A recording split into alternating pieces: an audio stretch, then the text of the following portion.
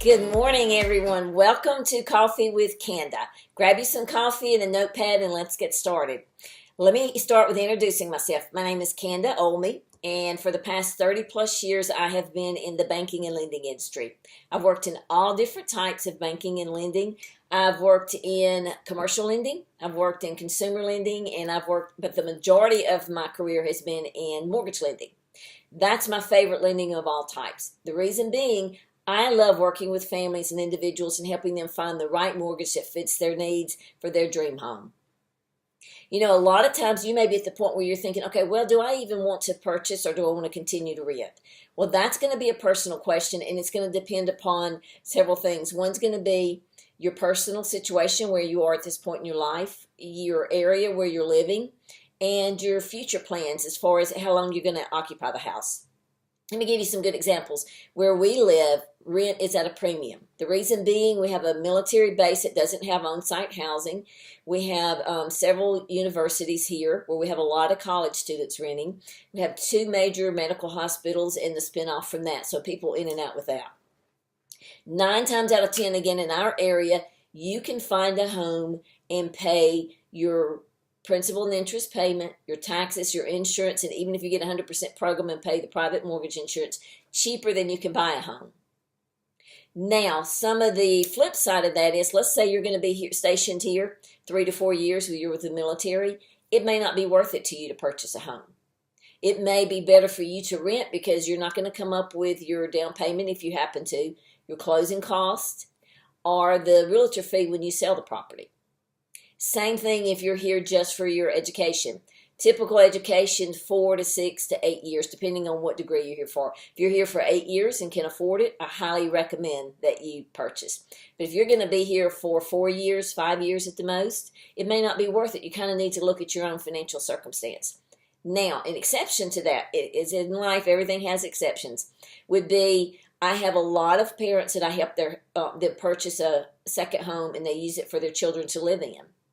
And what they do is they may get a 3-bedroom, 3-bath, 3-bedroom, 2-bath, and then they'll rent out some of the rooms. Well, that will typically take care of the payment for their child. Then, again, it would be worth it because you're essentially having your child live here for 4 to 6 years free while they're getting their education. At the end, you're going to still make enough when you turn around and sell it, even though you've paid your closing costs and the realtor fee. So it's going to kind of depend upon you. You may live in an area where rent is half of what it would cost you to purchase a home. So then you're going to kind of look at it yourself.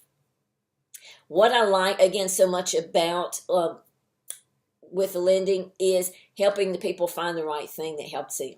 So let's say you've made the decision, you're ready to purchase. What do you need to do first? First thing is you need to get pre-qualified with someone like me. And you're thinking, well, I really kind of need to go see if I could even find anything I like before I spend the time with someone and see if I can get pre-qualified and get the paperwork together and fill out the application. Here's the issue with that.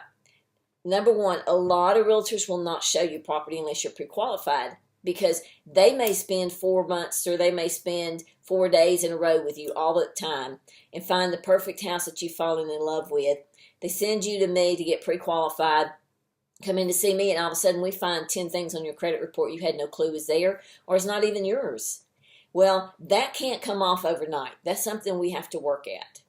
Or everything may be perfect, and then you find out, well, the house that I have fallen in love with and can't do without, and this is one will make an offer on $250,000, but the most I can get you qualified is $220,000. Now, when you look at the monthly payment over time, $220 to $250 is not much, but if it even half a point over what your ratios would get you qualified for, that could kill the deal for you. So if you come in and you see me first, what we'll do your application, we'll pull your credit, we'll look at everything, and it'll be good for 120 days. Then we look at all your tax returns, your pay stubs, things like that, and we say, okay, this is the income we know we can use. This is what we can get you pre-qualified for. So let's say then you know the most you can even look at is going to be $220 or $225. So we get that pre-qual letter to you and to your realtor, then they will show you houses at $225 and less. So you don't have to worry about falling in love with one that you know there's no way that you can afford. That saves so much heartache and pain. Another thing, the reason you'll need a pre-qual letter, let's say A house comes on the market, it's the exact one you want, it's $220,000. I've got you pre-qualified for 220, 225, and you want to make an offer. Well, at the same time, you have 4 other people making an offer. So the seller's going to get all these offers in within, let's say, within 3 hours of each other. Then they see, okay, here's one, and they're identical, with the exception one has a pre-qual letter. Which one do you think the seller's going to take? They want the one that's going to have the least risk, the least risk, and the least gamble for them. So if they know they've got someone here that's already pre-qualified, then that's the one they're going to go with 9 times out of 10. Occasionally, again, the exception, you'll have extenuating circumstances. But you have a much better chance of getting the offer that you make, the deal that you want, if you have a pre-qual letter with you.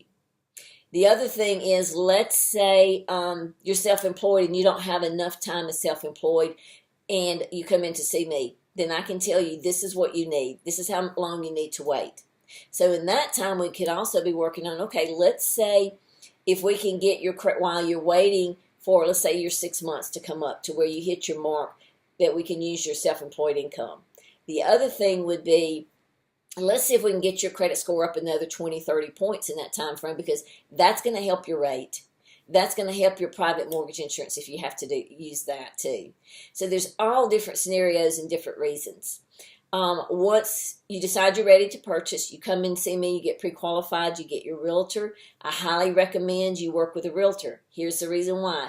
This is their specialty. This is what they do. They specialize in this. They know what's coming on the market. They know what's on the market. They know where to steer you, where to look.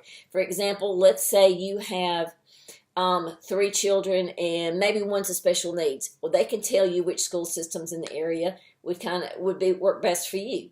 That type of steering, not like don't live here, don't live here, don't live here.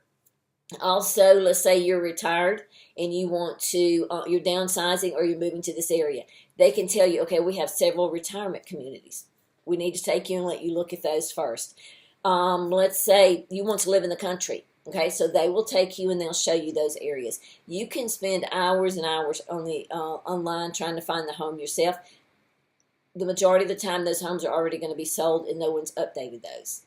So the realtors are worth your time. They're worth spending time with them, getting to know them, find one you like, you trust, and that you can work with. You will establish a long-term relationship with them, just like I hope you do with your lender. Whether it's me, whether it's someone else.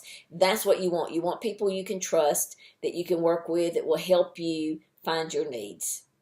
I hope I've helped you some today. If you have any questions, make sure you contact me. I'll be glad to answer them.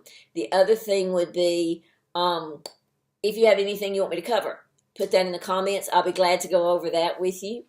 And remember that when you're getting pre-qualified, there's numerous ways to do it. You can contact the person you're going to work with. You can complete the application online. And they can give you a call, go over everything with you. Everything's negotiable. If you're a type person that wants to come in and sit down with someone, you can call your lender. You can make the appointment and come in and see them. Let me know any issues you want me to cover, anything you want to know more about. I'll be glad to cover those. And thanks for joining me with Coffee with Canda today.